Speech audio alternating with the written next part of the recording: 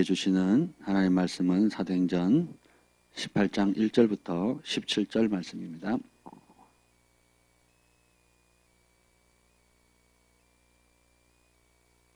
사도행전 18장 1절부터 17절까지 우리 두 절씩 우리 함께 교독하겠습니다. 그 후에 바울이 아덴을 떠나 고린도에 이르러 아굴라라 하는 본도에서 난 유대인 한 사람을 만나니 클라우디오가 모든 유대인을 명하여 로마에서 떠나라 한 거로 그가 그 아내 브리스길라와 함께 이달리아로부터 새로운지라 바울이 그들에게 가매 생업이 같음으로 함께 살며 일을 하니 그 생업은 천막을 만드는 것이더라. 안식일마다 바울이 회당에서 강론하고 유대인과 헬라인을 권면하니라. 실라와 디모데가 마게도냐로부터 내려오매 바울이 하나님의 말씀에 붙잡혀 유대인들에게는 예수는 그리스도라 밝히 증언하니 그들이 대적하여 비방하거늘 바울이 옷을 털면서 이르되 너희 피가 너희 머리로 돌아갈 것이요 나는 깨끗하니라 이후에는 이방인에게로 가리라 하고 거기서 옮겨 하나님을 경외하는 디도 유스도라는 사람의 집에 들어가니 그 집은 회당 옆이라. 또 회당장 그리스보가 온 집안과 더불어 주를 믿으며 수많은 고린도 사람도 듣고 믿어 세례를 받더라. 밤에 주께서 환상 가운데 바울에게 말씀하시되 두려워하지 말며 침묵하지 말고 말하라. 내가 너와 함께 있음에 어떤 사람도 너를 대적하여 해롭게 할 자가 없을 것이니 이는 이 성중에 내 백성이 많음이라 하시더라. 1년 6개월을 머물며 그들 가운데서 하나님의 말씀을 가르치니라. 갈리오가 아가야 총독되었을 때 유대인이 일제히 일어나 바울을 대적하여 법정으로 데리고 가서 말하되 이 사람이 율법을 어기면서 하나님을 경외하라고 사람을 권한다 하거늘 바울이 입을 열고자 할 때 갈리오가 유대인들에게 이르되 너희 유대인들아 만일 이것이 무슨 부정한 일이나 불량한 행동이었으면 내가 너희 말을 들어주는 것이 옳거니와 만일 문제가 언어와 명칭과 너희 법에 관한 것이면 너희가 스스로 처리하라. 나는 이러한 일에 재판장 되기를 원하지 아니하노라 하고 그들을 법정에서 쫓아내니 다 같이요. 모든 사람이 회당장 소스데네를 잡아 법정 앞에서 때리되 갈리오가 이를 상관하지 아니하니라. 아멘. 성령 하나님 감사합니다. 오늘 이 아침에도 우리의 영혼을 깨워주시고 아버지의 존전에 나올 수 은혜를 주심을 감사합니다. 이 시간 들려주는 주의 음성을 듣게 하여 주시고 주님을 더욱 사랑하는 마음 부어주시옵소서. 주님을 더 알기를 원합니다. 주님의 음성 듣기를 원합니다. 주님의 오늘 하루도 주님의 뜻에 순종하며 주님과 동행하는 행복한 하루가 되기를 원합니다. 성령님 우리에게 그 길을 갈 수 있도록 도와주시고 아버지의 뜻을 비춰주시고 생명의 말씀으로 역사해 주옵소서. 우리 글로벌 파이어 가족들을 하나님 가정과 일터와 직장과 학업과 범사에 지켜주시고 성령으로 사로잡아 주시고 믿음이 약한 자에게 믿음을 더하여 주시고 또 부르심을 깨닫게 하여 주시옵소서. 이 나라의 민족을 긍휼히 여기시고 마지막 때 양의 나라의 사명을 넉넉히 감당할 수 있도록 한국교회를 깨워주시고 위정자들에게 하나님의 백성을 사랑하고 하나님을 경외하며 여호와를 두려워하는 마음을 불어넣어 주시옵소서. 하나님의 사람을 일으켜 주옵소서. 예수님의 이름으로 기도합니다. 아멘. 사도행전 18장 넘어가면 이제 바울이 이제 2차 전도행 이제 후반부로 넘어가는데 이제 그리스 아테네에서 이제 고린도로 좀 더 내려가게 됩니다. 이 고린도가 굉장히 문란한 도시죠. 도시 전체가. 그러니까 저도 이제 이번에 사도행전을 보면서 이 도시마다 색깔이 있고 문화가 있고 또 그 도시에 살고 있는 사람들의 그런 독특한 성향들, 개인적인 성향뿐만 아니라 집단적으로 이루고 가지고 있는 그런 성향들을 이제 보게 되죠. 예를 들면 베레아 같은 사람들은 정말 하나님 말씀에 대해서 과연 그러한가 날마다 상고하는 겁니다. 근데 반대로 아테네 사람 같은 경우는 하나님의 말씀을 상고하는 게 아니고 뭘 상고합니까? 철학과 새로운 사상, 또 에피크로스 학파, 스토아 학파. 야, 우리 학교 시간에 배웠던 사회 시간, 세계사 시간, 또 윤리 시간에 배웠던 그러니까 날마다 새로운 걸 배우는 것에 시간을 보내는 한마디로 배부른 도시죠. 배부른. 그래서 언쟁과 논쟁 그리고 철학적 논쟁을 했더니 열매가 어떻게 됩니까? 많아요, 적어요? 적죠. 그래서 이 복음은 가난한 자, 배고픈 자, 갈망하는 자, 겸손한 자의 것입니다. 배부른 자는 정말 진리를 향한 사랑과 그 긍휼한 마음이 없다면 이 천국 복음을 받아들이기가 쉽지가 않습니다. 왜냐하면 그거 없어도 살 수 있으니까. 그것도 또 하나의 좋은 이야기네. 그냥 그렇게 넘어가 버리는 거죠. 그러니까 참 신기하다라는 생각을 합니다. 그래서 따라서 봅시다. 선택은 남의 해줄 수 없다. 하나님도 못 하신다. 네, 우리의 선택은 각자 우리가 하는 겁니다. 무엇을 믿을 건지, 무엇을 신뢰할 건지, 인생의 목적을 어디에다 둘 건지 그 선택을 누가 해요? 우리 각자가 하는 겁니다. 책임도 누가 져요? 각자가 집니다. 그래서 엄마 때문에, 아빠 때문에, 누구 때문에, 부모 때문에, 직장 때문에, 돈 때문에, 생계 때문에 핑계할 수 있다 없다? 없다는 거예요. 사업 때문에, 자식 때문에 뭐 온갖 핑계를 다. 어릴 때는 부모 탓하고 크면은 자식 탓하고, 그죠? 없으면 없다고 탓하고, 많으면 많은 것 때문에, 할 일 없으면 할 일 없다고, 너무 바쁘면 바쁘다고, 각기 온갖 핑계를 다 댑니다. 그래서 하나님을 경외할 수 없다. 그래서 내 마음대로 살겠다. 그래서 뭐 이렇게 되는 거죠. 근데 자, 각 나라, 민족, 대륙 쭉 넘어가면서 보니까 문화, 환경 다 틀리죠. 그럼에도 불구하고 진실한 사람은 복음을 받아들이죠. 그죠? 기적을 보죠. 그리고 어딜 가도 바울을 폭동을 일으켜서, 소동을 일으켜서 바울과 그 선교팀을 죽이려고 하는 세력이 있는 반면에 집으로 맞이하고 식사를 제공하고 또 맞은 것을 씻어주기도 하고 또 교회를, 자기의 집을 열어서 교회를 만들거든요. 이 초대교회 특징은 출발을 뭘로 합니까?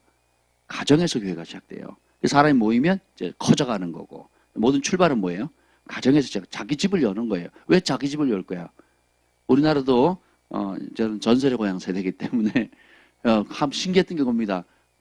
그때는 호텔이 없잖아요. 숙박업이 없으니까 지나가는 사람이 이리 오너라 하면 니시요, 지나가는 행인인데 나그네인데 하룻밤 유숙해도 되겠습니까? 그러면 종이 주인한테 가서 묻습니다. 지나가는 나그네 가는데 어떻게 할까요? 그럼 드리라. 그래서 사랑방에다가, 그죠? 사랑방이 뭐 하는 곳이에요? 게스트하우스 아니에요? 게스트하우스. 그러니까 지나가는 손님 대접하면 천사 대접한다는 걸 알기 때문에 구전전승에 의해서 전 세계 어느 나라를 가도, 전 세계 어느 나라도 나그네를 대접하는 문화가 있거든요. 네, 그리고 먹이고 입히고. 그리고 우리 한국도 우리 집은 먹을 게 없어서 아끼고 막 진짜 자린고비처럼, 말은 잘 못 먹는다 할지라도 손님 오면 어떻게 합니까? 극진히 각 가정마다 최고 잘할 수 있는 걸 대접하잖아요. 그죠? 우리 어릴 때 부흥사님이 그랬어요. 자기가 목사가 된 이유가 있대요. 우리가 찌질이도 가난했는데 담임 목사님이 신방 오면 어머니가, 할머니가 우리 집에서 내가 1년에 한 번 보도 못한 그런 아주 맛있는 반찬과 음식을 해가지고 그 목사님 대접한다고. 대신방 하면 그 대접한다고. 그럼 문 밖에서 이렇게 본다는 거예요. 제발 다 먹지 말고 남겨주시라고. 그래서 남겨주면 감사하고 안 남겨주면 너무 마음이, 목사님 혼자 다 먹는다고. 나도 커서 목사님 돼야지. 왜요? 맛있는 거 얻어 먹으려고. 저도 그 태백에서 전도를 받고 이제 그 초등학교 때였죠. 요일 잘 모르겠어요. 목요일이었는지 뭐 구역 예배를 했잖아요. 한 주에 한 번씩 구역 예배를 했는데 언제인지는 잘 모르겠어요. 목요일인지 언제 예배를 드는지 모르겠는데 움직였거든요. 화요일이나 목요일은 뭐 하여튼 여건에 따라 바뀌었는데 그 산골짜기 길을 우리 이렇게 예하, 이렇게 온유 요런 나이 아이들이, 초등학생들이 뭐 대여섯 명 혹은 뭐 많게는 뭐 7, 8명, 뭐 적을 땐 2, 3명이 이렇게 우리 동네 집사님이 저희를 데리고 다른 그 구역원들하고 같이 가서 그 구역 예배를 드리면 데리고 가셨어요. 그래서 오늘 가는데 철수야 같이 가자 그러면 신나서 갔습니다. 왜요? 예배가 신나서가 아니고 예배 끝나면 생기는 게 있어요. 우리 집에서 안 주는 맛있는 거. 그래서 그거 먹는 재미에 또 그 산길을 걸어갈 때 찬송을 불렀던 기억이 납니다. 주와 같이 길가. 그 찬송을 불렀을 때 그때 불렀던 찬송들이 아직도 제 마음에 새겨져 있습니다. 그때는 알지도 못하고 그냥 불렀던 거지만, 그리고 예배 시간에서 제일 즐거운 게 찬송 부르는 시간이었어요. 예, 참 행복했던 기억이 납니다. 그때 우리 구역 말씀을 전하시는 분이 그 태백의 그 철암이라고 하는 그 시장 안에 그 생선 장사하시는 분이었거든요. 또 오토바이를 타고 다니면서 새벽에 생선을 파셨어요. 그리고 이제 그 가게도 있어가지고 이제 하셨던 기억이 나는데 늘 오토바이 소리만 나면 그 말씀 전하시러 오시는 분이 뭐 전사님도 아니고 뭐 목사님도 아닌데 그냥 오토바이를 늘 타고 다니면서 이제 구역 예배를 인도했던 기억이 납니다. 그래서 참 그러니까 너무 감사하죠. 예, 그런 분들의 헌신과 수고를 통해 가지고 오늘날 제가 이렇게 또 말씀의 사람이 돼서 될 줄 누가 알았겠습니까? 아무튼 천국 가면 그분 뵙고 싶네요.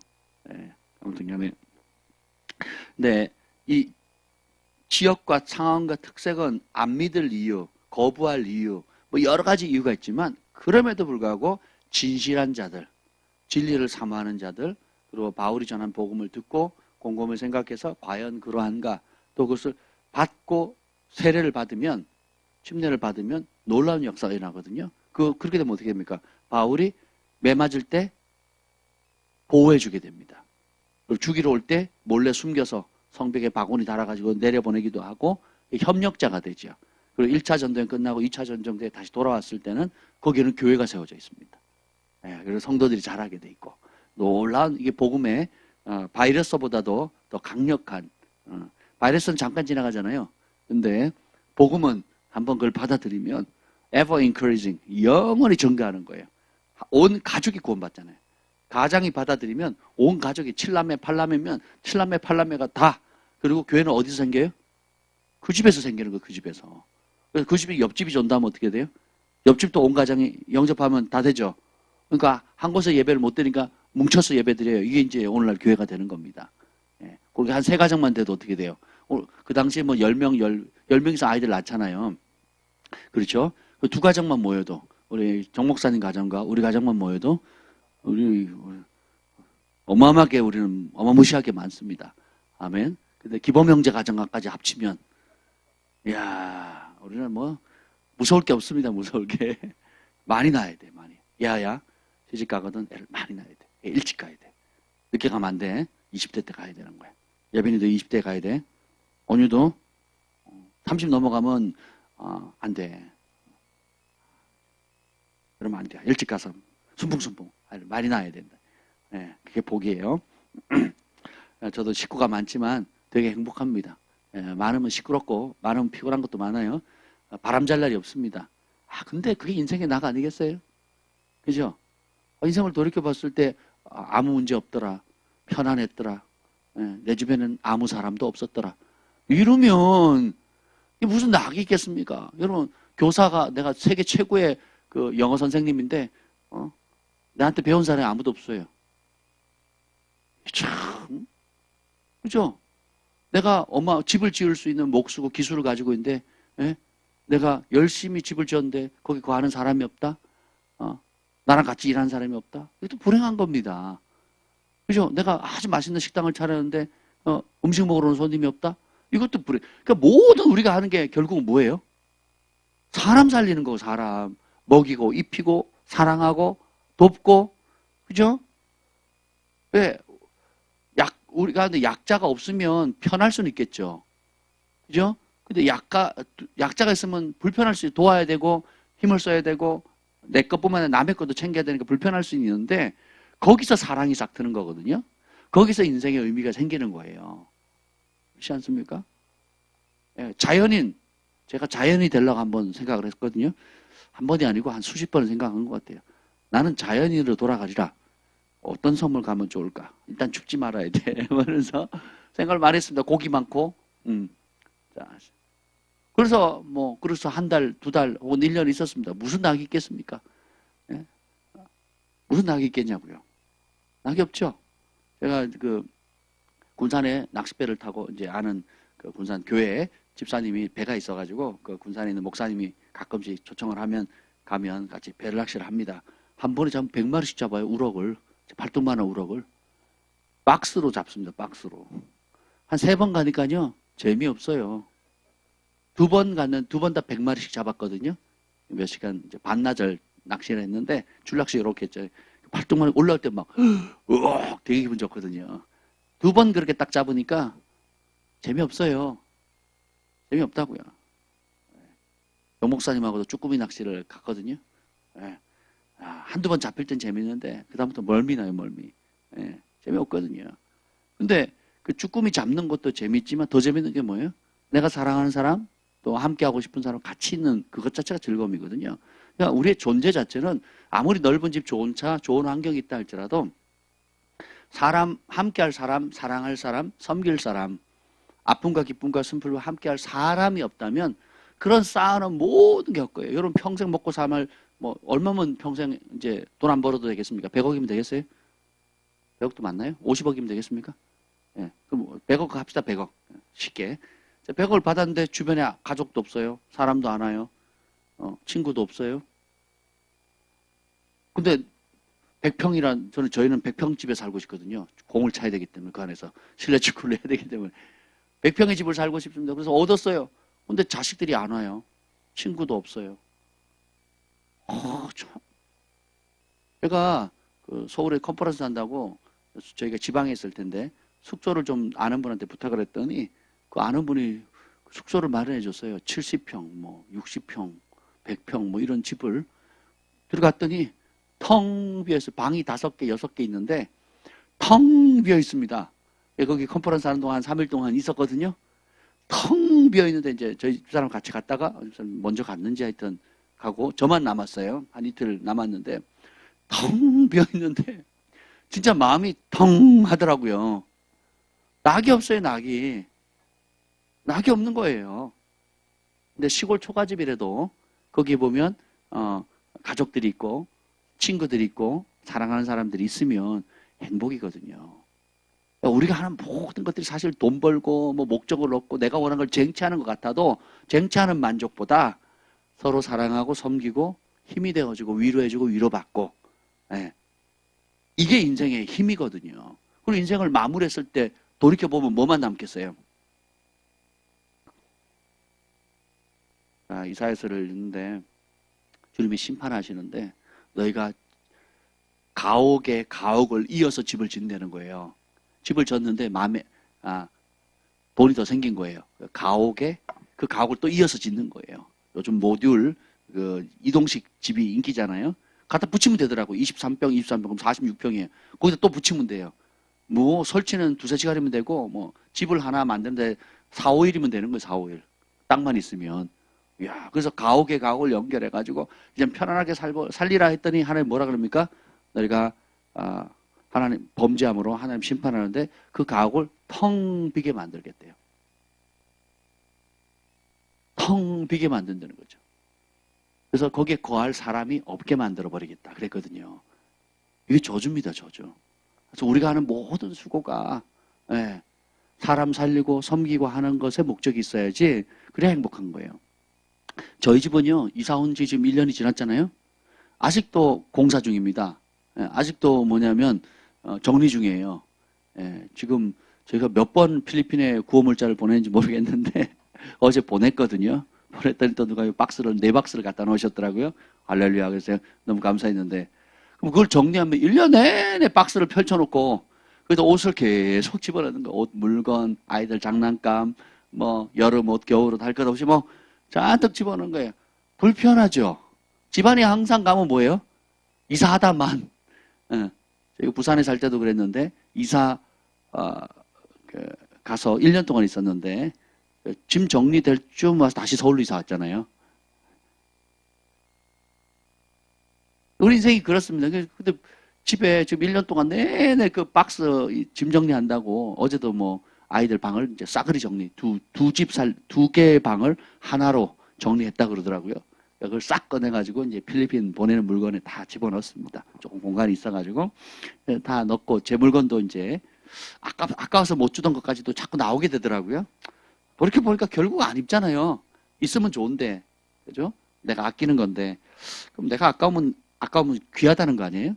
그럼 남도 귀하게 받겠다 이런 생각이 들잖아요. 우리가 똑같은 청바지가 있는데 태그 새거 안 떼서 보냈고 저는 일부러 뗐어요. 통관에 걸릴까봐. 근데 지금은 안 떼도 상관이 없더라고요. 그래서 일부러 붙여놓습니다. 지금은 여러분들 새거 있으면 그냥 그렇게 하시면 됩니다. 그걸 줬더니 막 필리핀에 지금 난리가 났습니다. 지금 목회자 세미나 때 목사님들과 그 관련된 분들 선물하겠다고 너무 좋잖아요. 또 귀하게 쓰이잖아요. 그걸 집안에 1년 동안 맨날 박스 풀고, 뭐, 짐 정리하고, 뭐, 불편하죠. 근데 그거 안 하면 어떻게 됩니까? 깨끗하겠죠? 뭐, 깨끗할 가능성은 희박한데, 어쨌든 간에, 그거 안 하면 일이 없고 집안도 상대적으로 깨끗할 수 있겠죠. 그렇잖아요? 근데, 열매는 없습니다. 내가 좀 편하긴 해도, 열매는 없어요. 근데 좀 불편해도, 그걸 하면 지저분해 보여도, 머리가 좀 복잡해도, 그걸 받는 성도들, 그 필리핀에 있는 어려운 도시 빈민 교회 성도들이라든지 우리 믿음의 형제 자매들이잖아요. 예, 그리고 거기 사역하는 현지 선교사님 보낼 때 선교사님 선물도 같이 보내거든요. 예, 이번에도 지난번에도 뭐 여러 가지 한국 물건들 보냈지만 또 이번에도 소소한 것들 저희가 줄 수 있는 것들 또 따로 해서 드리기도 하거든요. 그러면 남을 윤택케 하는 자, 자기도 윤택케 되잖아요. 그래서 제가 아이들 키우면서 이놈들 우리 아이들 때문에 우리 집안이 전부 다 그 어린이집이 되는 거예요. 제가 딱 싫어하는 스타일. 그러니까 예를 들어 거실은 좀 세련되고 깔끔하고 아무 물건이 안 나와서 이렇게 앉아만 있어. 여기가 산인지 바다인지 이렇게 편한 저는 그걸 꿈꾸고 있거든요. 근데 아이들이 우리 집 애들을 키워놓으니까 또 아이들 생기고 이러다 보니까 뭐 애들 방에 가도 어린이집, 거실에 가도 어린이집, 식탁도 어린이집, 심지어 제 방까지 들어와서 어린이집을 만들려고 하는 걸 내가 안 된다 그랬어요. 우리 교회도 본당을 어린이집으로 만들려고 그러더라고요. 그래서 제가 안 된다고 손 떼라고 제가 막 스티커에 또 어릴 때 낙서에 막 정신 없잖아요.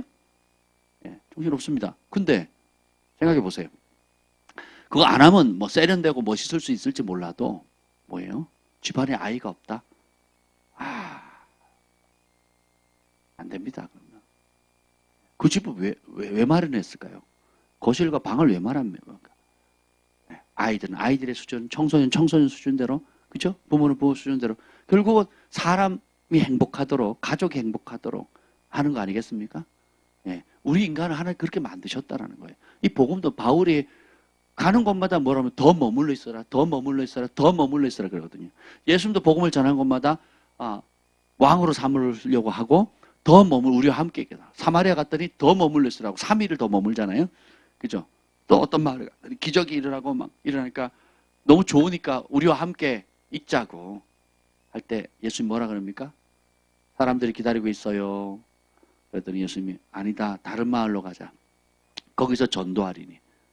이를 위해서 내가 파송을 받았다는 거예요. 우리 인생의 목적이 뭡니까? 복음 전하는 거예요. 오늘 제가 사도행전을 보면서 이 서론을 왜 이렇게 길게 하느냐? 이 가는 곳마다 하나님께서 이 바울에게 두 가지 만남을 주는데 하나는 죽이려고 달려드는 사람들 그룹과 또 하나는 뭐예요? 동역자들이 생기거든요. 근데 그 동역자들의 특징이 뭐냐? 주업과 부업이 명확해지는 사람이에요. 한번 읽어보겠습니다. 아덴을 떠나 고린도로 갔을 때 2절에 보면 아굴라고 이제 그 안에 브리스게라는 사람이 이탈리아 로마로부터 이 로마의 글라우디오가 황제가 모든 유대인들을 다 떠나라 강제로 추방시켰어요. 강제 추방. 중국에서 지금 선교사 인도에서 선교사람 강제로 추방하거든요. 강제로 다 추방하듯이 모든 유대인들을 다 떠나라 그래서 떠났어요. 떠나서 밀려 오다가 어디 그리스 아테네 밑쪽에 있는 고린도 지방에서 누구를 만납니까? 3절 읽어보겠습니다. 시작. 생업이 같음으로 함께 살며 일을 하니 그 생업은 천막을 만드는 것이더라. 아굴라와 브리스갈라 부부가 뭐예요? 천막을 만드는 그 업이 같다는 거예요. 그러니까 직업이 똑같다. 같은 직업군의 사람을 만났어요. 그러니까 바울도 결국 무슨 기술이 있었다? 천막을 만드는 장막을 텐트 만들 수 있는 그래서 텐트 메이커란 말이 여기서 나온 겁니다. 텐트 메이커. 그러니까 자기 기술을 가지고 유대인들이 아버지가 자녀들에게 꼭 두 가지를 가르쳐요. 그러니까 성경을 토라를 암송하도록 하는 거하고 토라 암송은 어머니가 주로 담당을 하고 아버지는 뭐예요? 이 아이가 전 세계 어디 떨거나도 스스로 밥 벌어 먹어 살 수 있는 기술을 가르쳐줘요. 한국 교육은 뭡니까? 공부만 하도록 하잖아요. 설거지도 못하고 방청소도 못하고 대인관계도 못하고 공부를 잘하든 못하든 어떻게 해요? 관계를 못하잖아요. 이런 엉망 교육을 만들어놨잖아요. 그게 공부만 잘 너는 공부만 해 맨날 이랬다. 세탁기 버튼도 한번 누르지 않게 만들고 딸이 음식할 줄 모르는 거예요. 예, 빨래할 줄 모르고. 예. 결혼할 때 제일 중요한 게 뭐 한대요? 밥하는 거 아니에요, 밥하는 거. 온 식구, 자녀들이 다 그 엄마가 하는 그 음식에 따라서 아이들 건강과 남편의 건강이 다 결정되는데 이런 거 안 가르치잖아요. 예빈이처럼 스스로 알아서 배우는 뭐 마라 싼 거, 뭐 이런 아주 맛있는 음식을 혼자 먹는 게 아니라 전 교회를 다 먹이잖아요. 예, 이게 며느리감이죠. 그런 건 안 가르치고.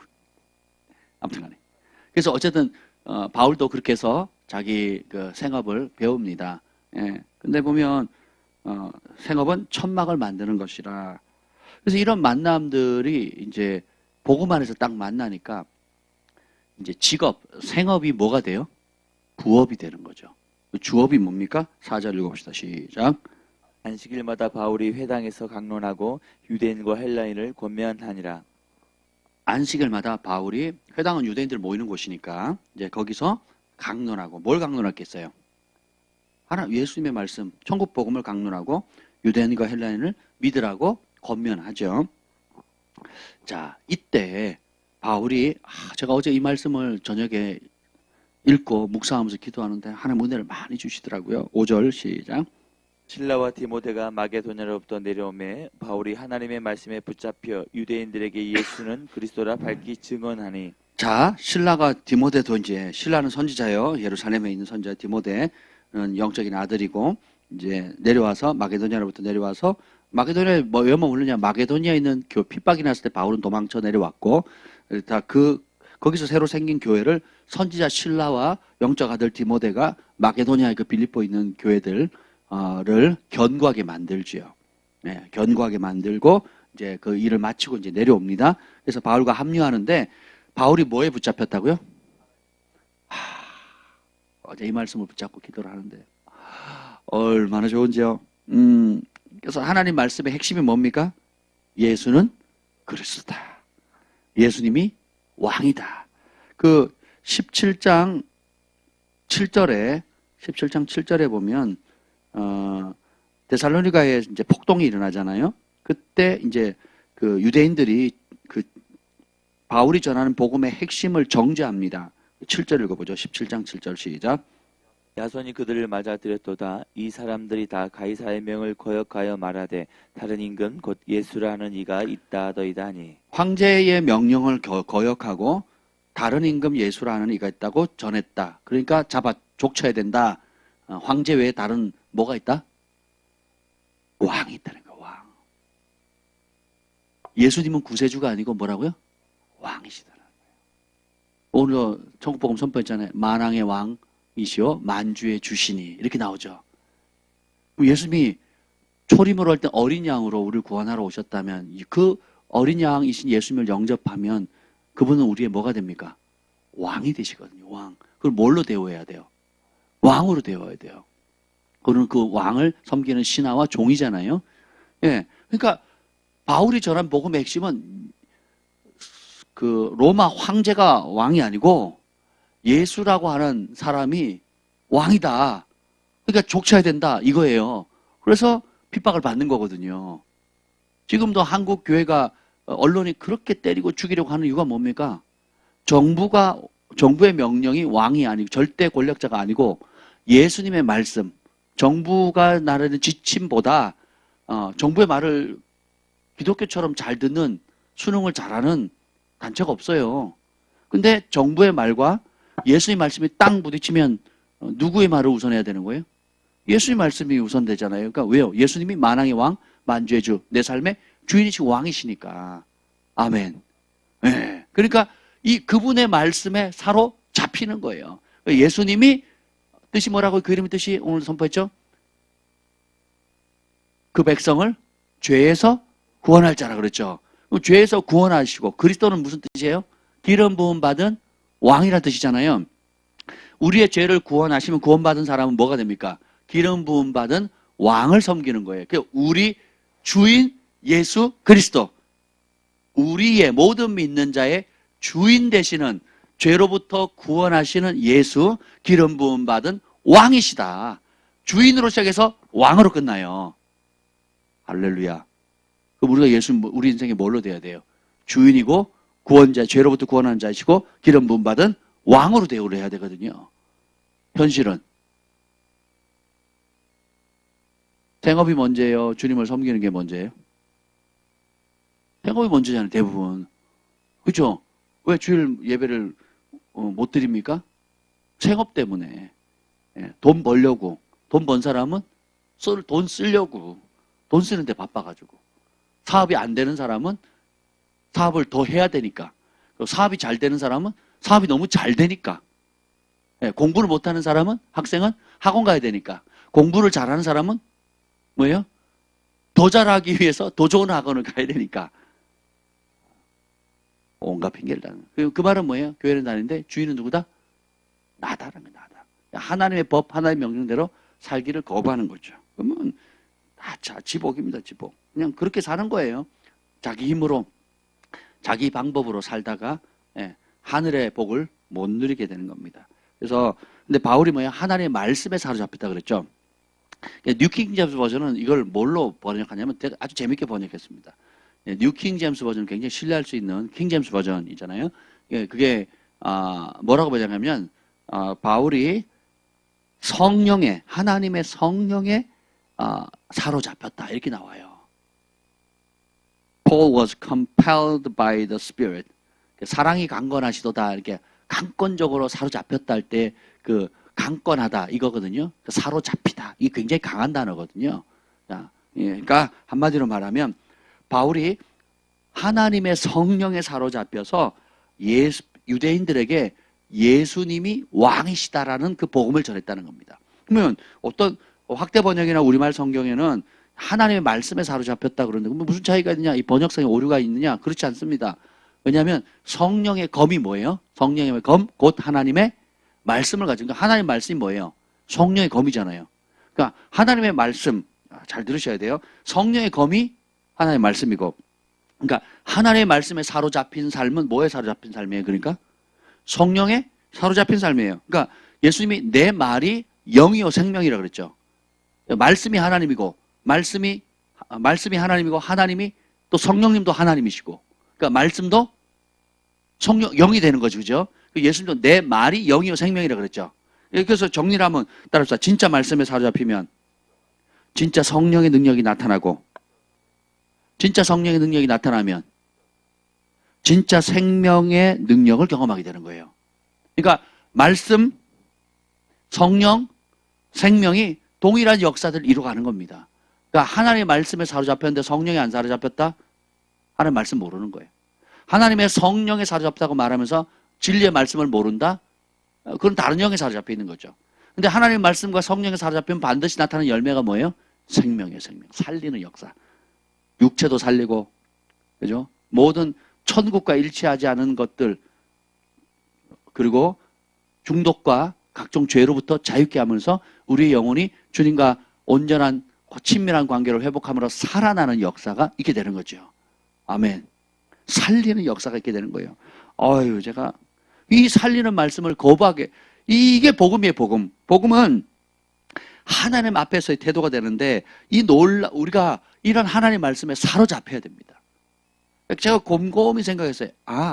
우리가 여러분 예수 믿으시죠? 안 믿는 분만 아멘. 다 믿죠?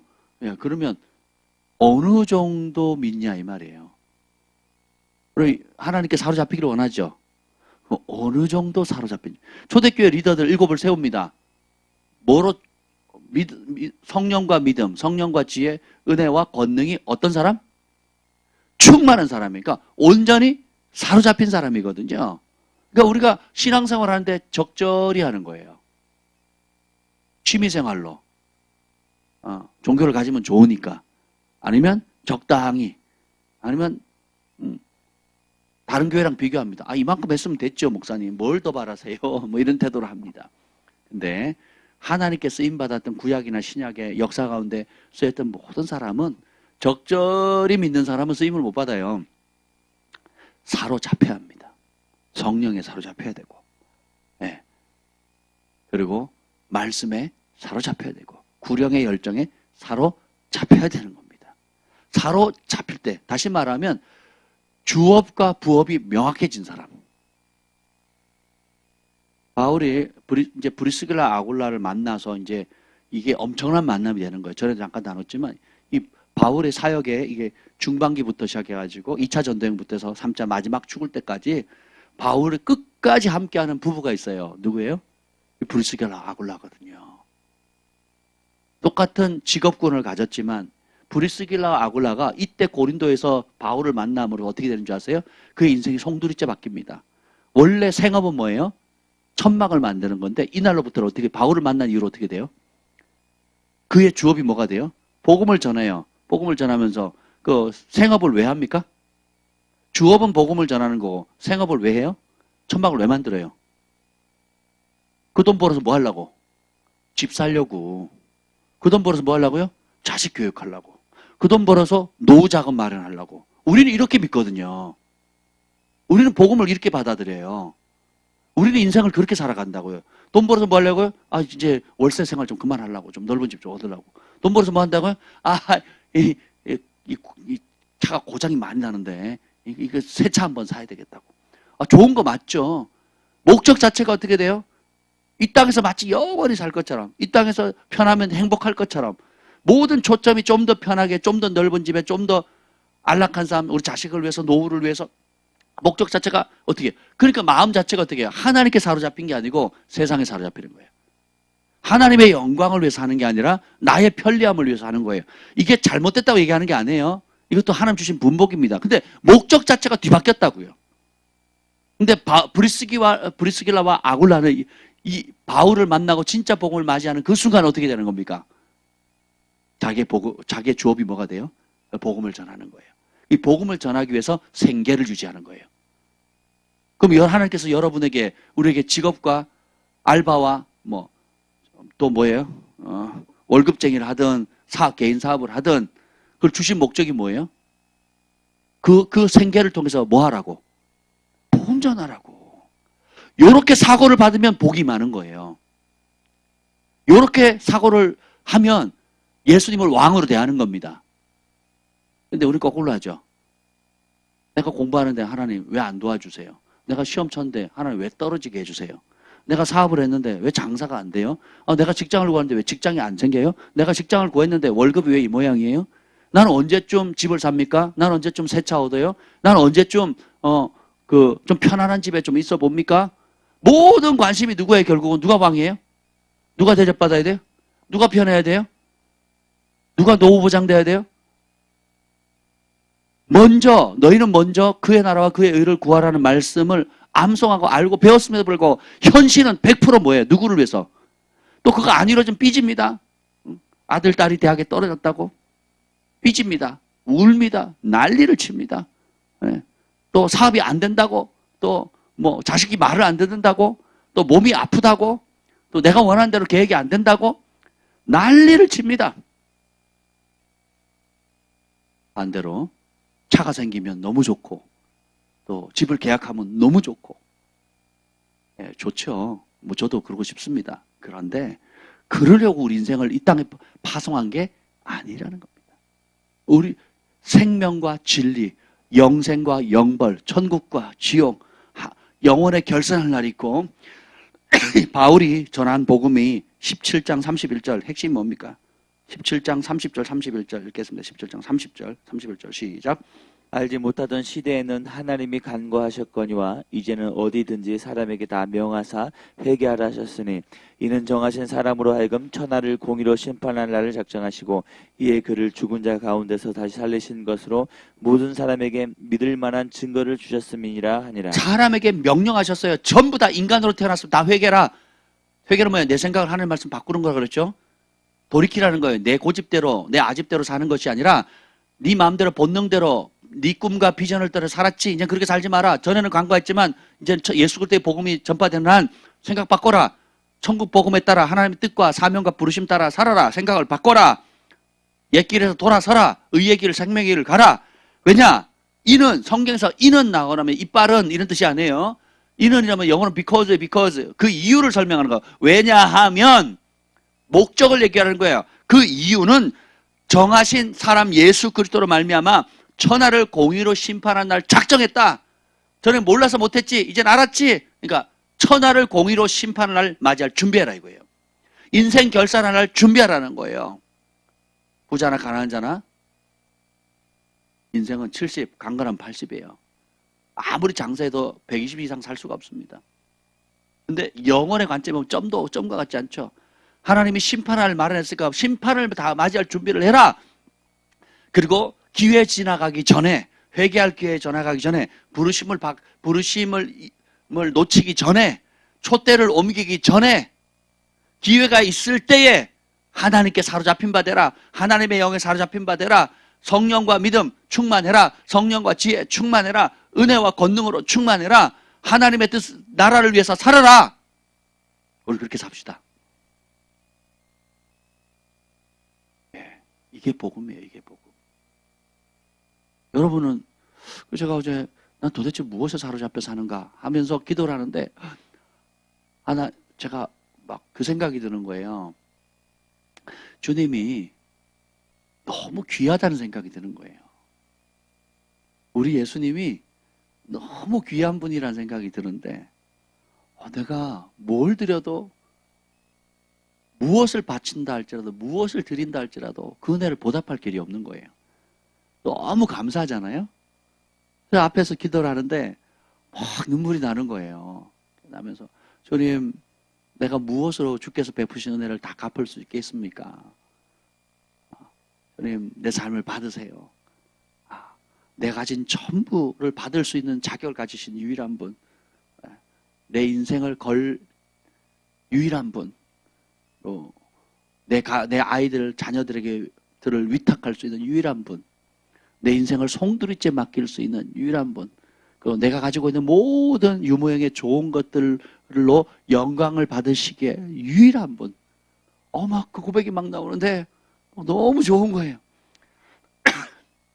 그리고 그때 막 또 찬성이 막 나오니까 아멘 뭐 이렇게 그게 블레싱이에요. 그 찬송이 막 나오는데 하나님은 너를 복을 주시기를 원하시며 그 얼굴 빛을 너희로 향하여 들기를 원하시며 그 영어로 막 얘기를 하고 있더라고요.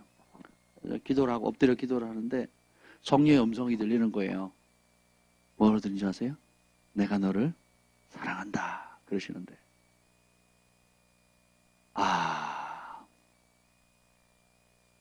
제가요 그 말을 안 믿고 있더라고요. 그거 아세요 여러분?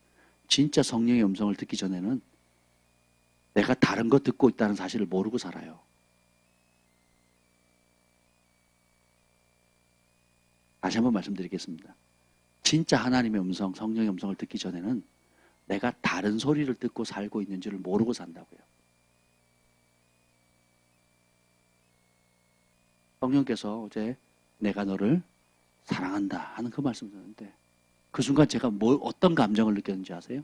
제 영이 딱 반응을 합니다. 뭐라고 반응하냐면 하나님 그 말씀을 받겠습니다. 그러더라고요. 그 말은 뭐예요? 안 받고 있었다는 거예요. 안 받고. 제가 뭐 하는 사람이에요? 제가 뭐 하는 사람입니까? 말씀을 전하는 사람이잖아요. 하나님 사랑을 전하는 사람이잖아요. 죄인이 회개하고 그 어떤 극악무도한 죄인도 구원을 받을 수 있다. 왜? 하나님 사랑하니까. 죄는 미워하시되 죄인은 사랑하시니까 하는 복음을 전하는 사람 아니에요? 근데 제가 정작 어제 그 말씀이 성령께서 저에게 들려주시기 전에 딱 깨달음이 뭐냐. 내가 그 말씀을 전하는데 나는 그렇게 생각하지 않는다라는 거예요. 내 내면 안에 나도 그 하나님의 사랑을 받을 자격이 없다라는 정죄감과 이런 온갖 말로 다 할 수 없는 이런 것들이 내 안에 숨겨져 있다는 것이 언제 드러납니까? 하나님이 내가 너를 사랑한다. 그 말씀을 레마로 들려지기 전까지는 나는 내가 뭐 사랑받고 있는 건 당연하지 라고 착각을 하고 있는 거예요. 실제로는 내 영이 그걸 받아들이지 않는데 실제로는 어떻게 돼요? 나는 하나님 앞에 은혜의 보좌 앞에 당당히 나아가지 못하는 사람인데 당당히 나아가는 사람인 것처럼 스스로 속이고 있는 거죠. 근데 성령의 음성이 들리니까 어떻게 돼요? 내가 그런 줄 알고 있었는데, 그렇게 가르쳤으니까 나는 그런 사람인 줄 알았는데 그렇지 않다라는 게 진리 가운데 명백히 드러나는 거예요. 그러면서 제 영이 뭐라 그런지 아세요? 주님이 내가 너를 사랑한다는 거 제 영이 반응을 하더라고요. 그때 아멘. 아멘. 그러게 아멘. 제가 주님의 말씀 그대로 받겠습니다. 그러면서 막 눈물이 막 나는데 너무너무 좋은 거예요. 하나님의 사랑이. 주님이 나를 사랑한다는 그 말씀을 사랑하신다는 사랑한다는 말씀 그대로 받겠다는 거예요. 주님이 나를 축복하시겠다는 그 말씀을 그대로 축복으로 받겠다는 거예요. 그리고 주님이 그의 얼굴빛을 내게 비추신다는 그것을 그대로 받겠다는 거예요. 아멘. 그러면서 제 영 가운데, 나는 이제 좋은 일만 남았다. 하나님 나한테 복 주시려고 작정하셨구나. 제가 예전에 한번 그 음성 들었잖아요. 내가 너에게 복을 주기로 작정했다 그러셨거든요. 똑똑 여기 이사 오기 전에. 그때는 뭔 말인지 몰랐어요. 지금도 다 이해는 못하지만. 근데 어젯밤에 그 음성을 듣는데, 나는 내 인생 폈다. 이제 이 생각이 드는 거예요. 내 인생 폈다. 하나님이 나를 사랑하신다는데, 하나님 나에게 복을 주신다는데, 그리고 어떻게 그걸 나는 내 영이 어떻게 해요? 진짜 마음을 열어서 받기로 결정을 했습니다. 여러분 잘 이해가 안 되시는 것 같아요. 내가 우리 아이들 키우면서 애들이 머리 크니까 이제 사춘기 겪고 여러 가지 어려움을 겪다 보니까 우리 큰아이랑 얘기를 하다가 이런 생각이 드는 거예요. 엄마 아빠가 진짜 우리 주한이를 사랑하는데 주한이는 그걸 사랑으로 안 받더라고요. 지금 이제 정체성을 찾아가는 그런 시기잖아요. 그러니까 사랑한다고 얘기하고 그리고 온갖 좋은 혜택과 축복을 말하는데 그걸 사랑으로 안 받고 짜증으로 받고 그게 무슨 사랑이에요 하는 반응으로 보일 때가 종종 있거든요. 믿겨지십니까? 우리 주한이가 그렇게 반응한다는 게? 믿어지셔야 되는데 사람은 다 똑같습니다. 사람은 다. 네. 그러니까 제가 몇 번은 얘기하다가 나중에 막 화도 나더라고요. 그래서 화를 내봤자 뭐 소용이 없잖아요. 그래서 다 큰 애 앞에 화만 나면 저만 쪽팔리는 거지. 그래가지고 입을 다물고 기도하기 시작했어요. 근데 제 모습이 딱 그 모습인 거예요. 하나님이 나를 사랑하신다는데 뭐라 그래요? 나 사랑하는 거 맞아요? 진짜예요? 머리로는 이 동의를 하는데 마음과 현실로는 나 사랑하는 거 맞는데 왜 이러냐고 불평하는 우리 아들하고 똑같더라고. 우리 아들하고. 근데 어젯밤에 주님이 기도 시간에 앞에서 기도하죠. 주님 나를 사랑하신대요. 근데 내 영이 반응을 하는 겁니다. 주님 그 말씀을 받습니다. 그 말씀을 믿습니다. 그 말씀이 고맙습니다. 그리고 그 다음에 내가 너를 축복하리라 그러는데 그 말로 다 할 수 없는 표현 있잖아요. 그 감정 있죠. 축복하리라 그러는데 그게 믿겨지더라니까요.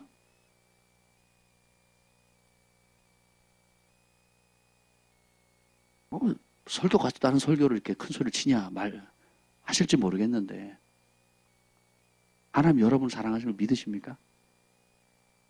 온 천하 만물을 아브라함을 축복하시고 이삭을 축복하시고 야곱을 이스라엘 축복하시고 하나님 경외하는 수많은 왕들과 제사장과 선지자들과 주의 백성들을 마침내 거부가 되겠더라. 또 이 축복하셨던 부와 기가 여호와께로 이 모든 부와 영광과 존귀를 가지신 그 하늘 아버지께서 내가 너에게 복을 주리라.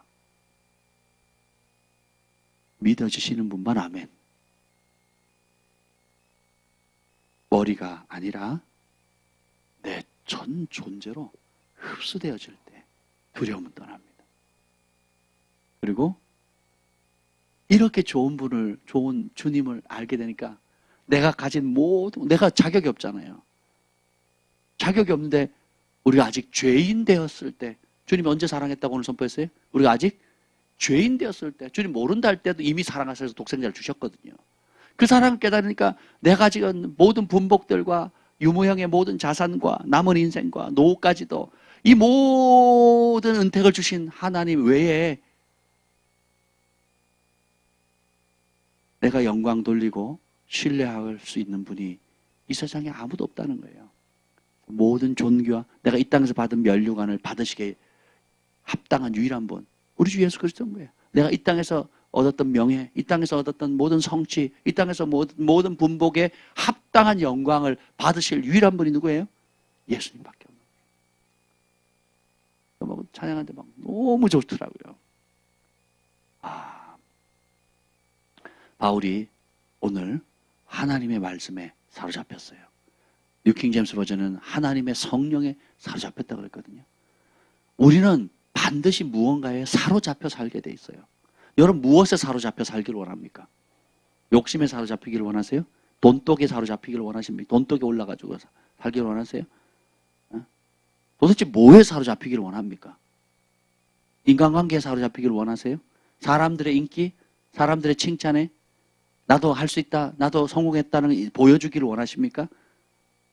도대체 무엇에 사로잡히기를 원하십니까? 제가 어젯밤에 이 말씀을 하나님께 사로잡히게 해주세요. 하나님의 영에 사로잡히게. 믿음이 찔끔 있는 게 아니라 믿음이 충만하게 해줘요. 성령을 맛본 게 아니라 성령으로 충만하게 하는 거예요. 은혜를 맛보는 게 은혜와 권능으로 충만해져야 되는 거예요. 그래서 제가 너무 좋아가지고 어제 가는데 그걸 간직하고 싶은 거예요. 잘 때까지도. 예, 잘 때까지도 막 그 마음을 간직하고 막 마치 그 전에 정 목사님이 주님이 강하게 만지셨을 때 입을 못 열었잖아요. 이거 이럴까봐 이거 너무 이 말을 내뱉으면 불경스러울까봐 그걸 간직해가지고 조용히 같이 하겠다 그런 마음처럼 뭐 거기에는 비할 바가 안 되겠지만 가는데 막 그 마음이 막 너무 좋은 거예요. 그래서 집에 잘 때도 주님 이 좋은 마음 그대로 아침에 눈을 떴을 때도 이 좋은 마음을 그대로 갖고 싶은 거예요. 하나님이 나를 사랑하신대요. 내가 너에게 복을 주리라.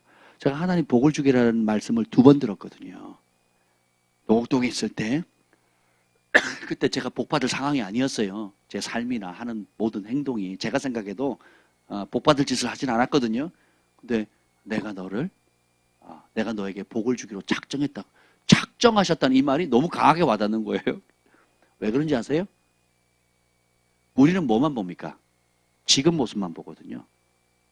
지금 모습만 봐요. 배 나온 거, 머리 빠진 거, 주름살 생기는 거, S라인이 D라인으로 바뀌는 거, 지금 다니고 있는 학교, 지금 다니고 있는 직장, 지금의 수입, 지금 모습만 보거든요. 근데 우리 주님 뭐예요? 이름이 뭡니까? 처음과 나중이고 알파와 오메가잖아요. 시편 139편에 보면 내가 무슨 생각을 할지도 미리 아시고 무슨 말을 내뱉기도 전에 그 말을 먼저 아신다 그랬거든요. 그죠? 그러니까 우리를 여러분 한 분을 볼 때 지금의 모습만 보는 게 아니라 처음을 끝처럼 끝을 처음처럼 보는 거예요. 전능하신 분이죠. 전지하신 분이죠. 그러니까 어떻게 돼요? 주님께서 이 과정을 다 아셔요? 모르세요? 아는 거죠. 근데 우리는 그게 다 보여요? 안 보여요? 안 보이고 뭐만 보여요? 지금의 상황은 보거든요. 지금의 상황만. 주님께서 내가 너를 축복하기로 작정했다. 그러시고 실제 축복하셨어요? 안 하셨어요? 하셨죠. 뭐 맛배기지만 앞으로 더 많은 복을 주실 거라 저는 믿습니다. 저는 하나님 주시는 복을 소중히 받기를 원해요. 근데 어제 또 그러시는 거예요. 내가 너를 사랑한다. 내가 너에게 복을 주리라. 아브라함에게 나타나셔서 하신 말씀이잖아요. 내가 너에게 복을 주리라. 근데 전에는 그랬어요. 뭐 저 같은 사람이가 거짓 겸손. 그 말은 뭐예요? 하나님의 복을 하나님의 복으로 소중히 여기지 않는다는 거예요.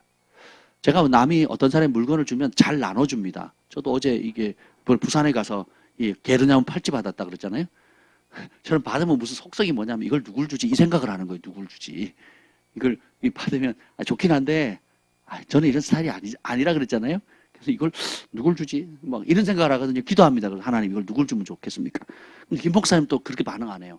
이거는 정기영 목사님이 우리를 사랑해서 줬는데 이걸 주면 되나?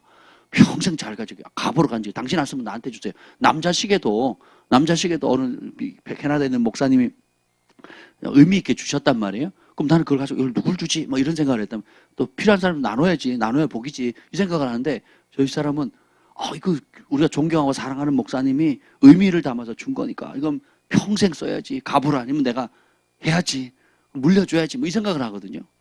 뭐 둘 다 좋다고 생각해요. 근데 제 안에 내면에 무슨 생각이 드냐면 하나님께서 주신 것 그리고 우리를 사랑하고 우리가 존경하는 사람이 주신 그런 소중한 사람이 준 것에 대한 소중함으로 받는 것이 약하다는 걸 알았어요.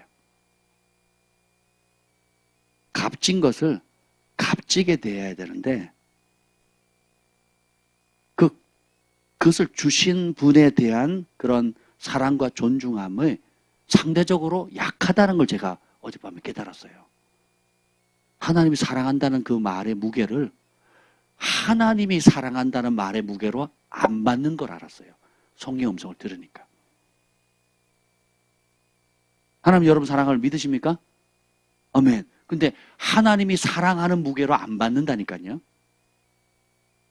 좀 쉽게 설명을 해볼게요. 제가 여기 있는 많은 사람들 가운데 내가 온유만 사랑한다. 온유를 제일 사랑한다. 그럼 어떻게 되겠어요? 온유가 입이 째지겠죠. 네? 우리 사무엘보다도 우리 예빈이보다도 예아보다도 온유를 최고로 사랑한다. 그리고 뭐 과자를 줄 때도 다른 사람 하나 주는데 2개 주고 세뱃돈 줄 때도 1,000원 주는데 10만 원씩 주고 그러니까 온유가 아빠가 나만 사랑한다 알 거 아니에요. 그럼 그 무게를 받는 거거든요. 다른 사람은 에휴 목사님은 온유밖에 몰라. 온유밖에 몰라.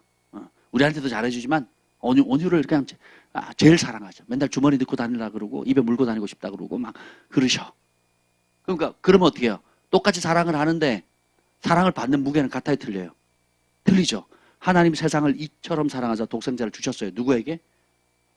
영접하는 모두에게. 근데 그 하나님의 사랑을 받는 무게는 다 틀립니다. 왜 그럴까요?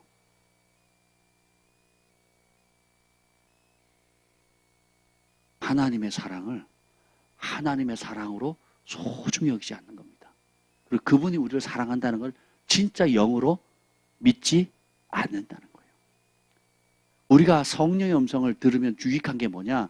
어떤 부분에 있어서 성령께서 모든 것을 가르쳐 주신다 그랬잖아요. 우리의 삶의 필요에 뭔가를 딱 터치하는 순간 며칠 전에도 우리 정 목사님이 그런 음성을 들으셨어요.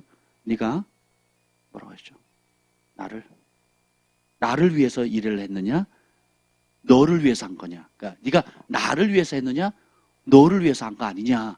하는 음성을 들은 거예요. 여러분 우리가 누구를 위해 살아갑니까? 주를 위해 살아가잖아요. 우리 사역자들이 누구를 위해 살아갑니까? 주를 위해 살잖아요. 누구를 위해 봉사해요? 주를 위해 산단 말이죠. 성령의 음성이 땅 부딪히니까 당연히 제가 주를 위해 살았죠. 그리고 내가 성실하게 열심히 일을 맡기면 돌아보지 않을 정도로 진짜 몸이 망가져가면서 열심히 하는 줄 알았단 말이에요. 근데 성령께서 진짜 땅 한 말씀 주는 거예요. 저도 금성 들었거든요. 네가 나를 주여 하면서 나한테 진짜 주인 대우 했느냐? 주인 대우 했느냐 물으셨거든요. 그 음성을 듣기 전까지는 어떻게 해요? 난 주인 대우 한 줄 알았다니까요.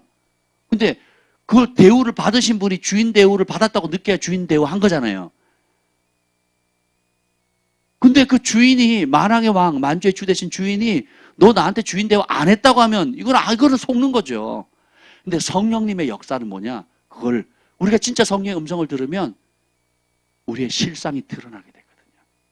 수치와 정죄를 주기 위함이 아니라 사랑하시기 때문에 실상을 정확하게 정직하게 보게 하는 거예요. 그러면서 어떻게 돼요? 깨닫게 하는 거거든요. 저도 내가 주를 위해서 한다고 하지만 결국은 나를 위해서 해왔다는 게 진짜 성령의 음성을 듣는 순간 하나님 빛이시라고 그랬잖아요. 그 빛이 비치니까 깨달음 되는 거죠. 다 마찬가지예요. 하나님 말씀이 내가 너를 사랑한다 했을 때 그 사랑의 무게를 하나님의 사랑의 무게로 받는 사람이 극히 드물어요. 어떤 여자아이가 큰 병에 걸렸습니다. 네, 주님이 치유하셨어요. 그러면서 약속의 말씀을 줍니다. 내가 너를 사랑한다. 그랬어요. 근데 그 여자아이가 그럽니다. 하나님이 나를 10대 아이인데 하나님 나를 사랑한다는 걸 제가 어떻게 알아요? 지금 병이 나았는데도 어떻게 알 수 있을까요? 주님은 내가 너와 세상 끝날까지 함께 있겠다. 주님이 나와 함께 하신다는 걸 내가 어떻게 압니까? 내가 천지 만물을 짓지 않았느냐? 네가 아침에 일어났을 때 신선한 공기를 마시지? 그리고 잔디밭에 뒷산에 산책할 때 이 산들바람, 바람이 움직이는 걸 네 머릿결, 그 바람이 네 머릿결을 스쳐 지나갈 때마다 내가 함께 한다는 것을 네가 믿었으면 좋겠다. 그러신 거예요. 그러니까 아침에 일어나서 신선한 공기를 마시고 길을 걸어갈 때 봄에는 산들바람이 불고 가을에는 시원한 바람이 불고 여름에는 또 이런 훈풍이 여름 바람 겨울에는 또 찬바람이 불잖아요. 어떤 형태의 바람이 느껴질 때마다 내가 너와 함께 한다는 것을 기억해라. 하나님의 사랑을 하나님의 사랑의 무게로 받는 게 그러면 녹아질 수밖에 없죠. 하나님이 내가 너를 축복하겠다 하시면 하나님이 축복하시는 무게로 받아들이는 거예요. 아멘. 하나님 내가 너와 세상 끝날까지 항상 함께 하겠다 그러면 세상 끝날까지 항상 함께 한다는 걸로 받으셔야 돼요.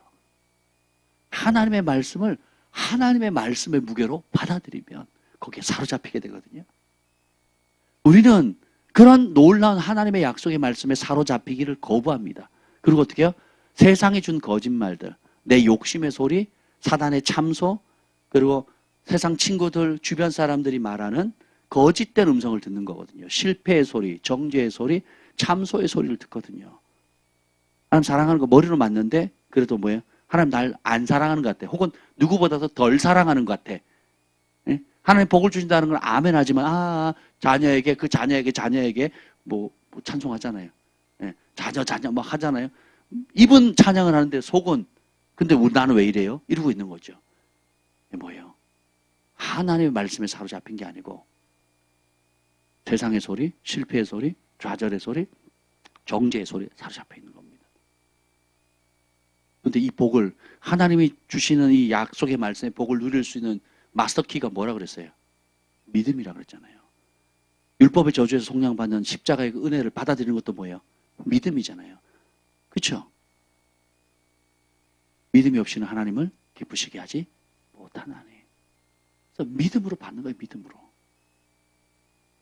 굉장히 무겁게 받으셔야 돼요. 굉장히. 그래서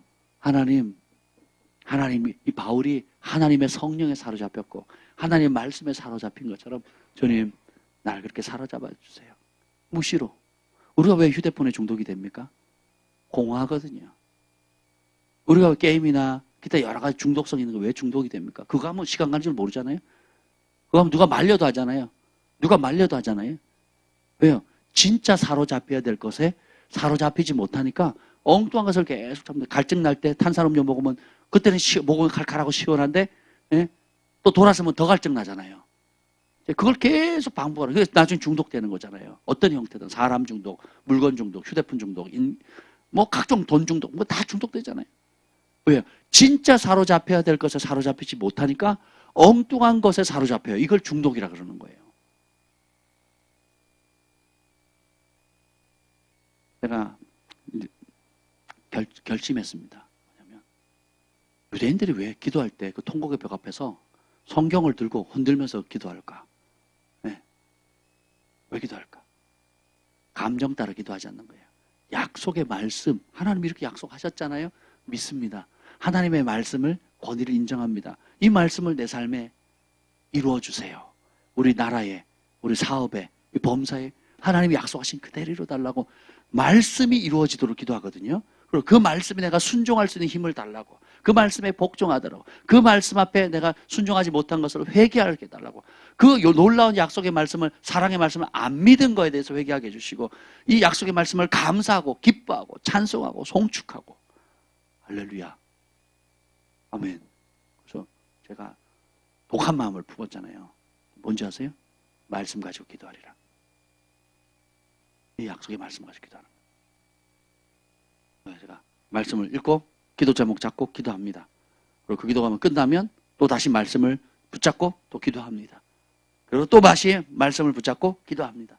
그 말씀 갖고 계속 그 말씀이 이루어지도록 그 약속의 말씀을 달라고 믿음으로 구합니다. 네. 그리고 그 기도 끝나면 또 다시 말씀을 잡고 또 기도합니다. 여러분들 그렇게 하세요. 하나님의 약속의 말씀. 내가 너에게 복을 주리라. 내가 너에게 복을 주기로 작정했다. 왜냐? 내가 너를 사랑하니까. 하나님이 사랑한다는 것을 사랑하는 무게로 받으셔야 됩니다. 아멘.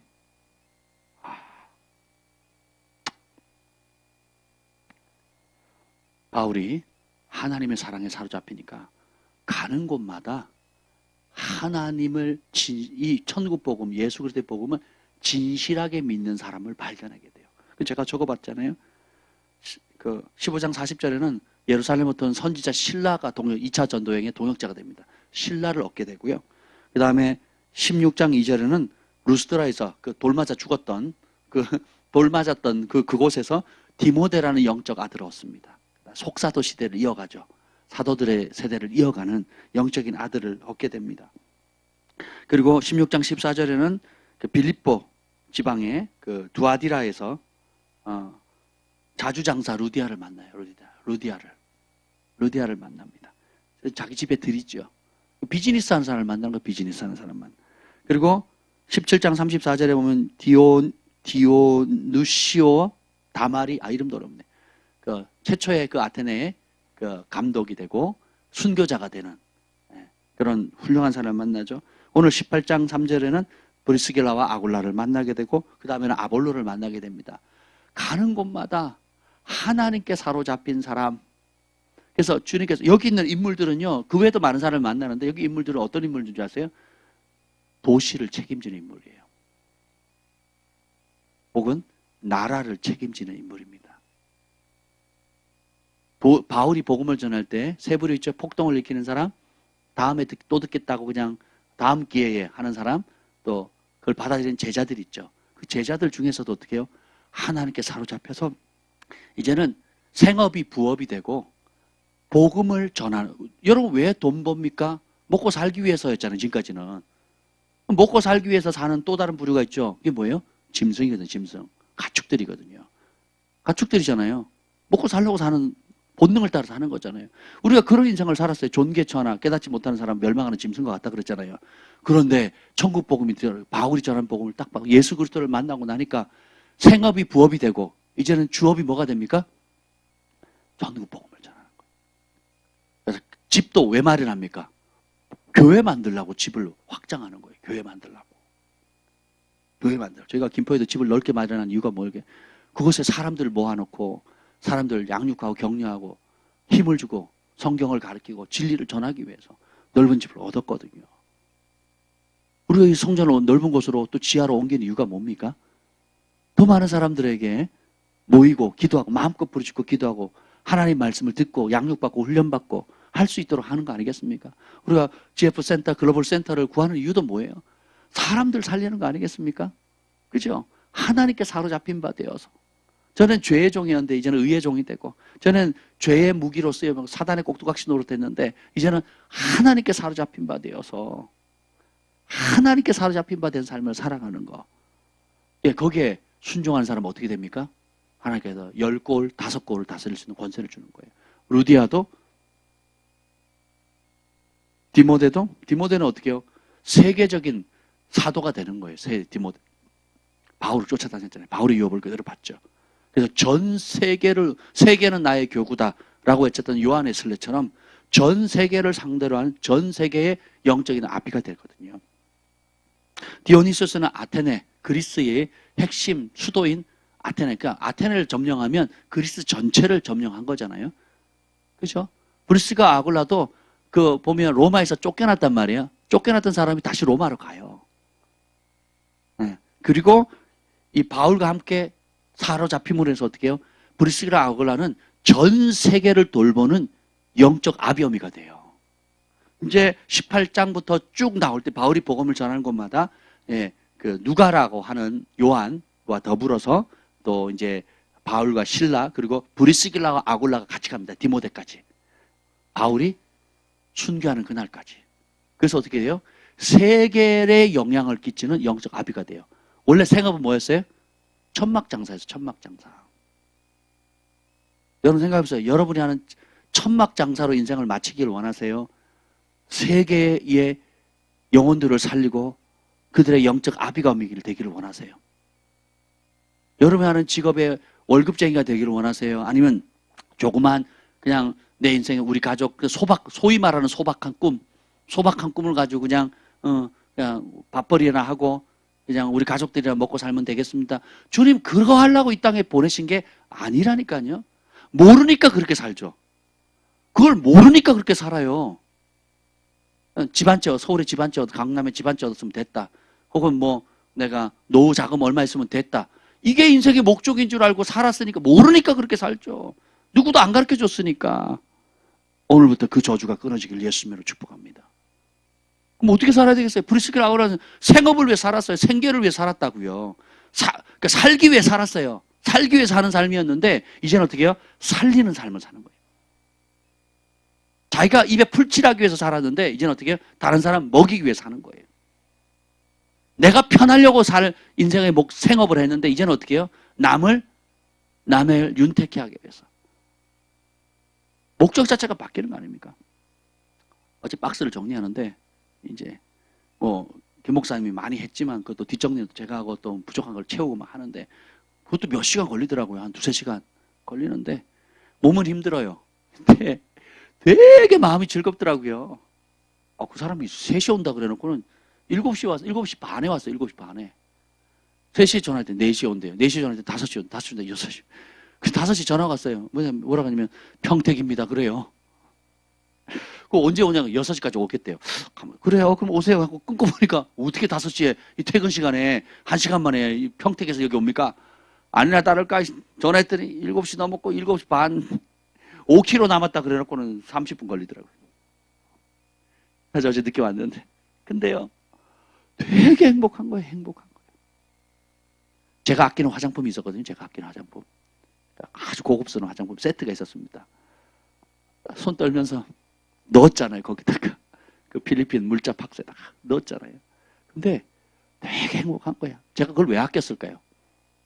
진짜 제가 뭐랄까 기분 좋을 때 쓰려고.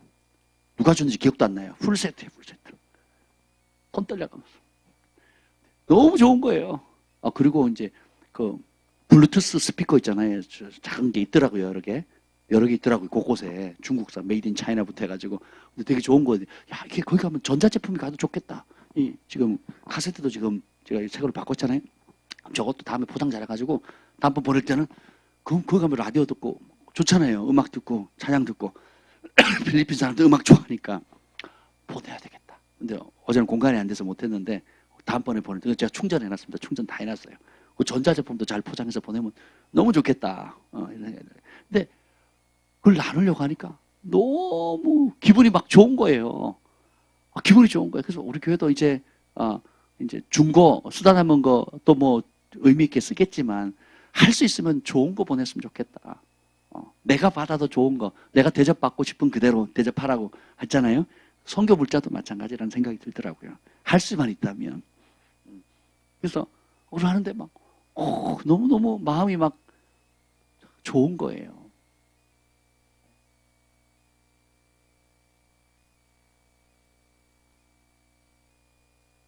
하나님께 사로잡힌 바 되어지면 이제는 더 이상 생업을 위한 생업을 하지 않습니다. 주님께서 이 시즌에 요구하는 게 아주 단순하더라고요. 생업을 위한 생업, 생계를 위한 생계 할 거냐? 그렇게 남은 인생을 살아갈 거냐? 남들보다 조금 편하게, 남들보다 조금 통장에 잔고가 많고 조금 넓은 집에 조금 안락한 삶을 살 거냐? 아니면 바울처럼 하나님께 사로잡힌 바 될 거냐? 브리스길라와 아굴라처럼, 루디아처럼, 디모데처럼, 아볼로처럼 각기 다른 배경, 각기 다른 나라, 각기 다른 출신들이거든요. 근데 각 도시마다 나라마다 국가와 인종의 경계선, 언어의 경계선을 뛰어넘어서 하나님을 사랑하고 예수님의 사랑을 깨닫고 하나님의 영에 사로잡힌 바 되어서 전부를 드렸을 때 생업으로 인생을 마치는 인생이 어떻게 됩니까? 한 나라의 아테네, 그리스의 수도, 그리스 전체에 영향을 끼치는 영적 아비로 되고, 또 마게도냐 지방에, 빌립보, 두아디라 지방에 여성 지도자가 성경에 많이 나오거든요. 사도행전에는 여성 지도자 루디아 자주장사, 염색업을 하는 사람, 염색업, 옷장사 하는 말이에요.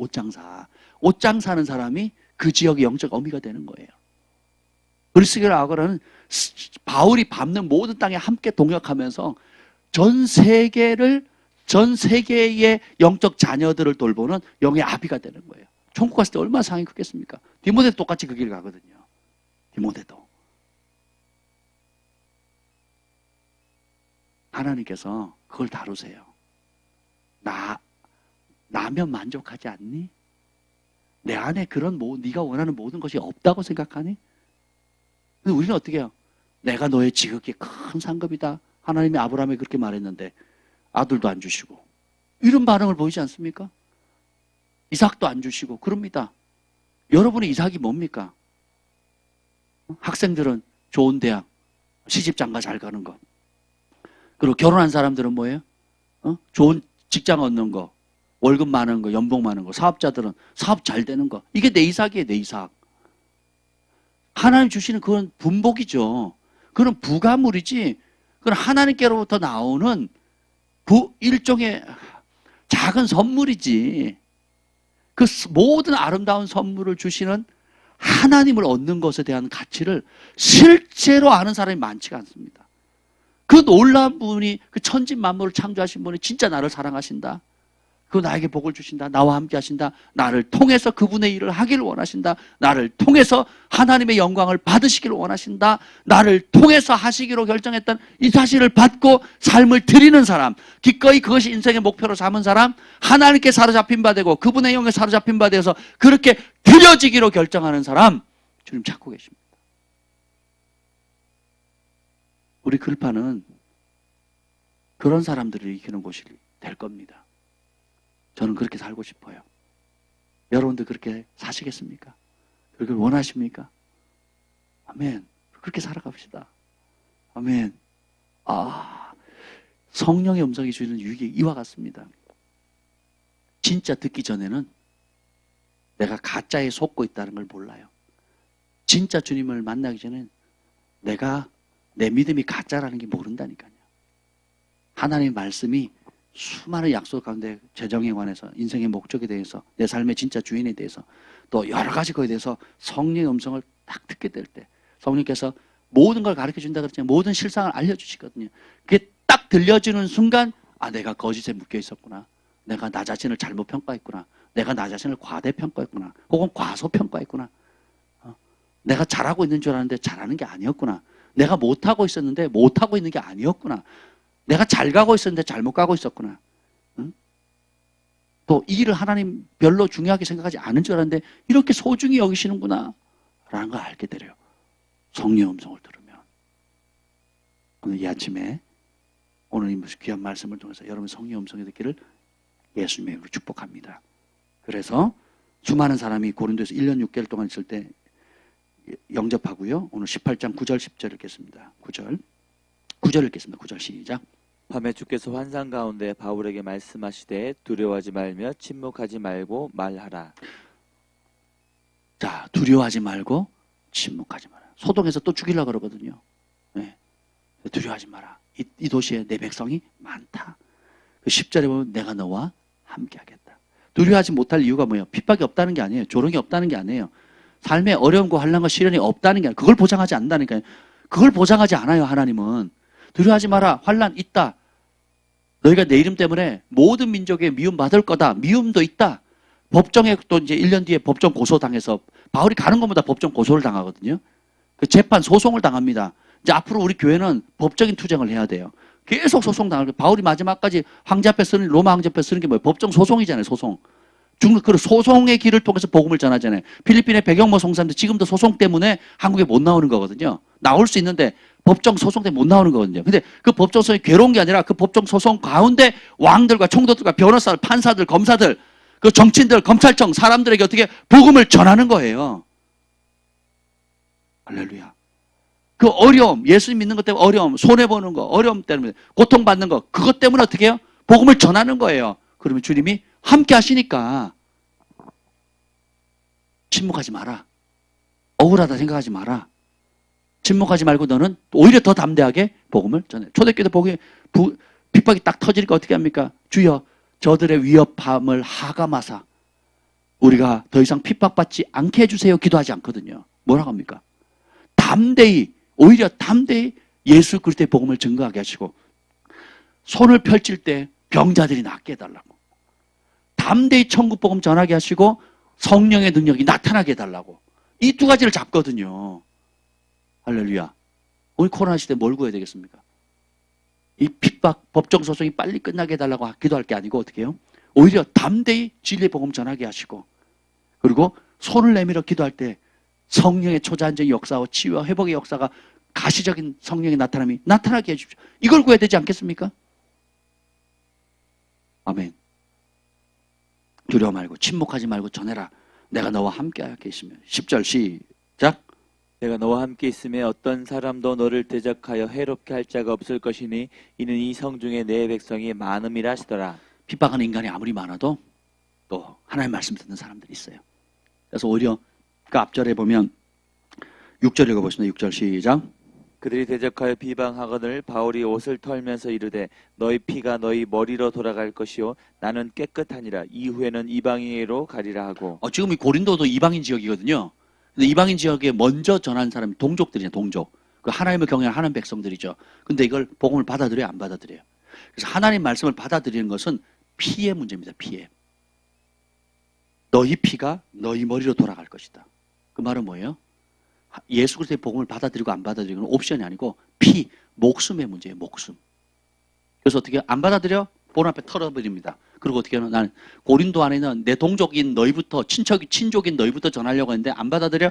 털어버려. 네 피값 이제 네가 에스겔에게 하나님 말이죠. 네가 악인에게 깨우쳐서 복음을 전해서 돌이키지 않으면 그 피값을 너에게 찾겠다겠고 전했는데도 안 들으면 그 피값으로부터 너는 깨끗하니라. 이 에스겔서 말씀 그대로 인용한 겁니다. 지금 바울이 이 복음을 전하고 복음을 받아들이고 안 받아들이는 문제는 뭐예요? 단순히 종교를 선택하고 안 하고의 문제가 아니고 뭐예요? 종교의 자유에서 멈추는 게 아니라 뭐예요? 피값이 너희 피가 너희 머리로 돌아갈 거다. 본 앞에서 먼지 털털 털어버리고 그 이방인에게 가죠. 그 이방인에게 1년 6개월 동안 전하니까 어떻게 해요? 수많은 사람이 또 돌아오는 거예요. 고린도에. 그래서 고린도 교회가 이때 생기는 겁니다. 또 그것이 너무 부흥하니까 또 유대인들이 가만 안 했죠? 어떻게 해요? 또 선동해가지고 법정으로 끌고 갑니다. 12절 이하에 쭉 보면 이제 그렇게 그런 역사. 그래서 우리는 여기서 원리를 보세요. 복음이 전파되는 것마다 표적과 이적과 기적의 성령 역사가 나타나는 동시에 뭐가요? 핍박과 비방과 참소와 그리고 모함과 그리고 온갖 그 법정 분쟁이 있죠. 가는 것보다 법정 분쟁이 일어나거든요. 갈리오도 보면 너네가 종교에 관한 문제면 니네끼리 해결해라 하고 관여 안 하죠. 왜냐하면 이방인 총독이 봐도 바울이 전하는 복음, 예수 그리스도의 복음은 깨끗하거든요. 통치자가 보기에 문제가 전혀 없어요. 사회를 정화시키고 이웃을 사랑하고 어려운 사람을 돕고 생명이 되니까 아무 문제 없는 거예요. 법적으로 봤을 때는 문제가 없다는 거예요. 로마법이든 뭐 어떤 법이든 아무 문제가 안 되는 거예요. 근데 종교적인 문제로, 언어적인 문제로, 신앙적인, 교리적인 문제로 자꾸 덤비니까 니네끼리 알아서 해결하라. 이래 끝나버리거든요. 보세요. 우리가 빛입니다. 진짜 예수를 만나면 빛이 되는 겁니다. 그러니까 이방 총독도 안 건드려요.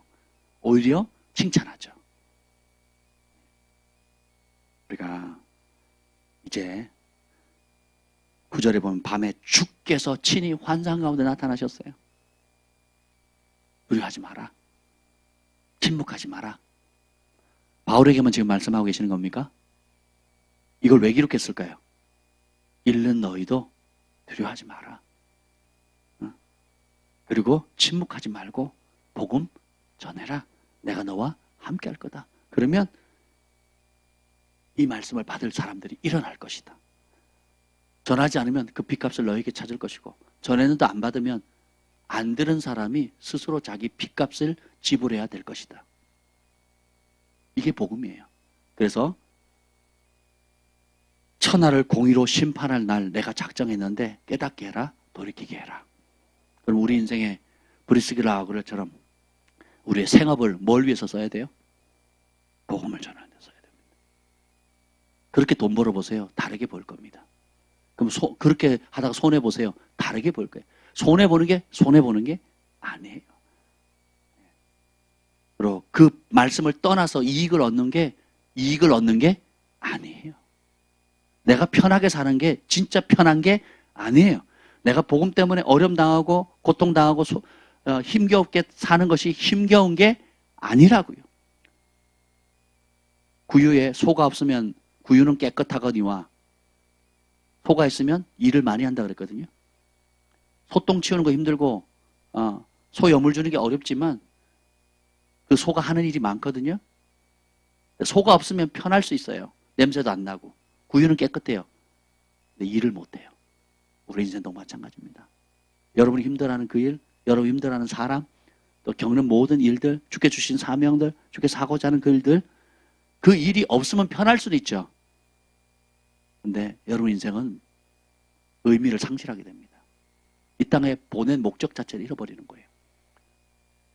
영혼을 살리고 섬기고 지도하고 서로 남모르게 주님 앞에 중보하고 부르짖고 하는 이 모든 것들이 어렵습니다.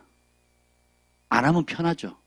근데 그 어려움이 사실 어려운 게 아니에요. 영광입니다. 그리고 안 하면 편하죠. 편한 게 아니라니까요. 안 해봐서 나도 죽고 내가 내 기도를 통해서 살아낼 많은 사람도 죽는 거예요. 도움을 못 받는 거예요. 그래서 내가 살면, 내가 깨어서 중보하면, 내가 살아서 헌신하면 그 기도를 통해서, 그 헌신을 통해서 수많은 영혼들이 살아나는 거거든요. 의인은 고난이 많으니라.